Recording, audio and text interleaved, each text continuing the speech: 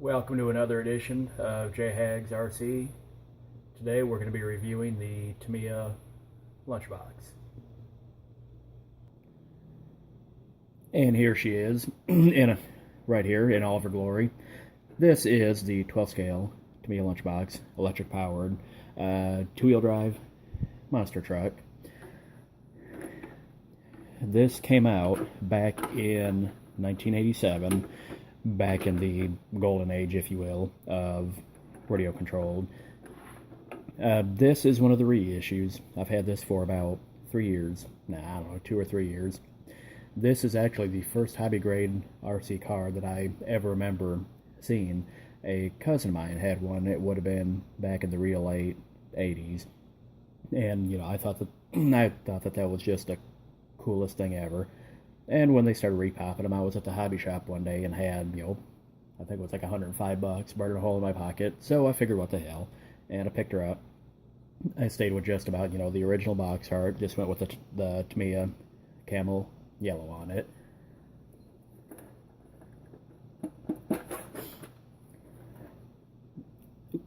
There we go. The features are, it has an ABS plastic shell, which is like a static model. It's not a Lexan, it's actually a thick plastic shell. The shell itself seems like it's pretty durable. This is one of the things. This kit's been out for 30 years, so if you look around, you'll find some of the weaknesses and everything. And if you get to beating on it really hard, it might crack right here at the windshield post, and it might crack right here at the wing window, and, maybe crack somewhere else in the body.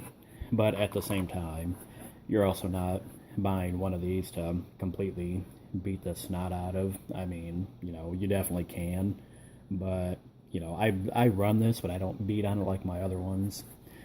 And with the ABS plastic body, you get uber detailed stuff, like actual little door handles, and locks, and all the other stuff. You can get as detailed with it as you want. I knew I was going to make a driver, so I just hit it with a couple coats of yellow, like I said, kind of hit the taillights a little bit, and that was it. It's more a driver than a kind of a show car.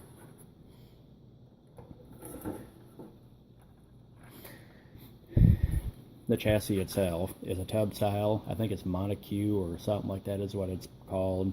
I don't like it. But the new ones come with the speed controls, the electronic speed control. It is brushless capable. It's LiPo capable, if I'm not mistaken. I'm just running a regular brushed motor in it, and I'll get to that in a second here. For a steering servo, I'm just running an associated hand-me-down. I think it came off my MGT. The front suspension on this features independent swing arm, and you can see the lovely camber changes and toe changes, which makes handling quite the little handful. In the back, it is a solid axle, rigid rolling axle or something like that, I think is what they call it. Normally it's kind of hard to see. I'll see if I can zoom in a little bit here. Normally it's got springs which help keep this from pivoting so hard. My springs broke, and I just never replaced them. But when you torque, and given this is 1987 technology here, so bear with me. When your motor torques up, when you go, that comes up and slams and helps this thing pull wheelies. My God, I know it's earth-breaking, ground-shaking kind of technology here.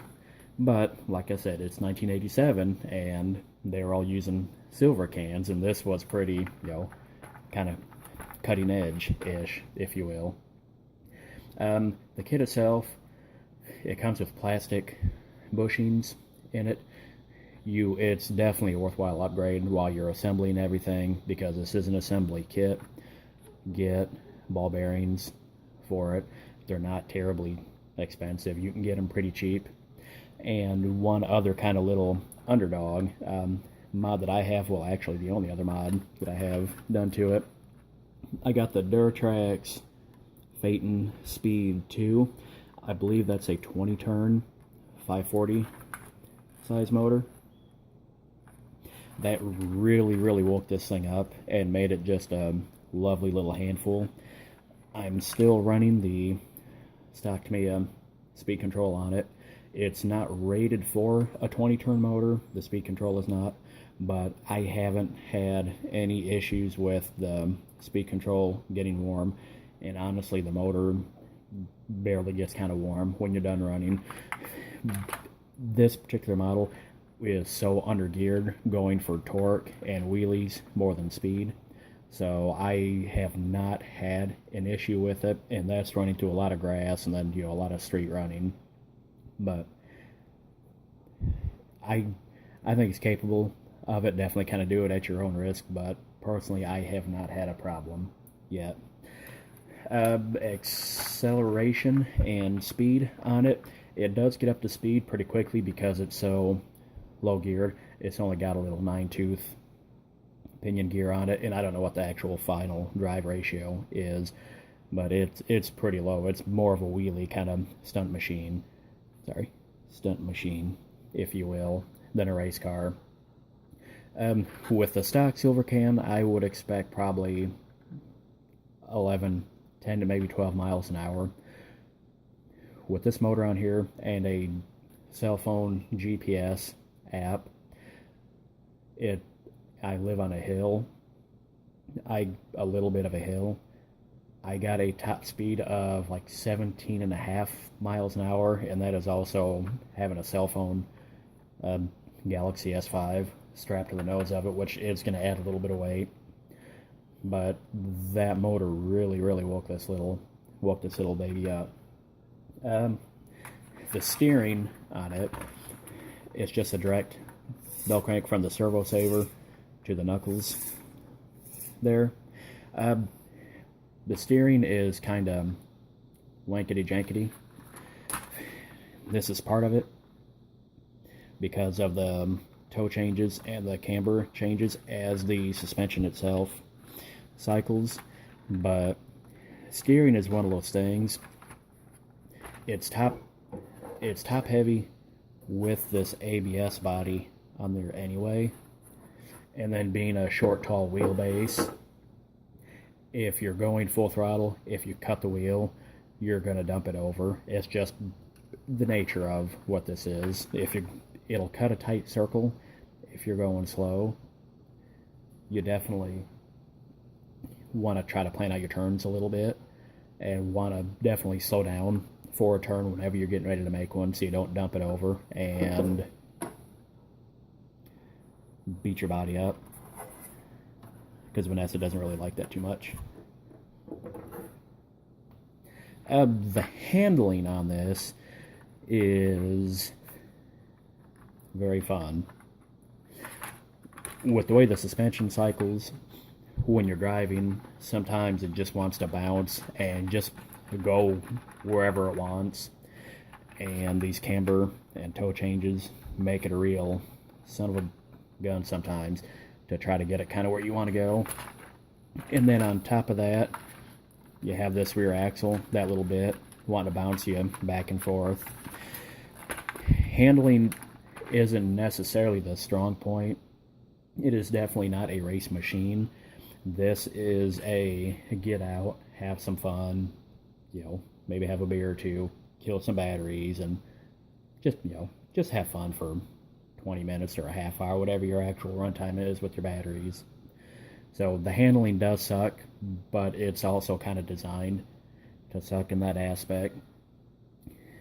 This is designed, when this came out, it's a real beginner-friendly, low parts count, real easy assembly, real easy to assemble kit. That's why, it's not a double wishbone suspension. That's why it's just a single swing arm. But handling sucks, but it's definitely fun. The durability on this kit has been around for coming up on really 30 years. There are lots of videos out there with modifications with what you can do. The chassis, if you get beating on them really hard, right here, they have that little bit of flex. They will break up in here. If you crash them real hard, Oh, that's what I heard. If you crash them real hard, these little body posts right here, they can and will break. There are alloy ones you can buy on eBay.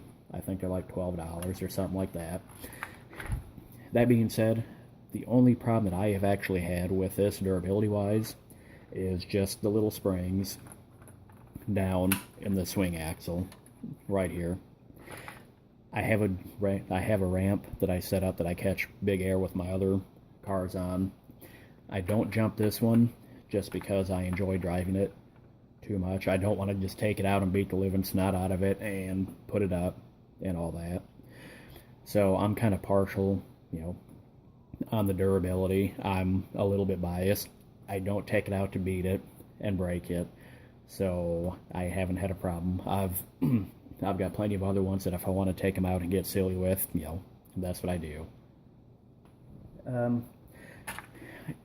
For the money, I think this is really a great kit.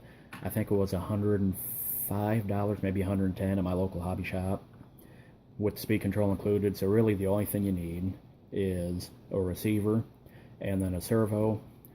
I cobbed a receiver out of one of my other models for it. I had a servo laying around, and I really think for the money, I think this is a great kit. I mean, this little thing is just fun as all get out. It's just bouncing all around, bounces all around, and it just kind of bouncing, bouncy. I really truly, I think this is a great kit. And the fun factor on this kit, I think that is a 10. Once it is slow, and it does handle wankety, and it is jankety, but at the same time, that is the exact intended purpose of this kit, and I think it does it in spades. I think if you're just looking for a good time with something pretty basic, really, radio controlled, I think this is a great first kit, second kit, 10th kit, 50th kit. I think no matter how you slice it, the Lunch Box and the Midnight Pumpkin shares it, and the CW01 family, I think it is what this shares. I think these would be a great addition to any RC modeler's collection. Well, so I think. Thank you for watching.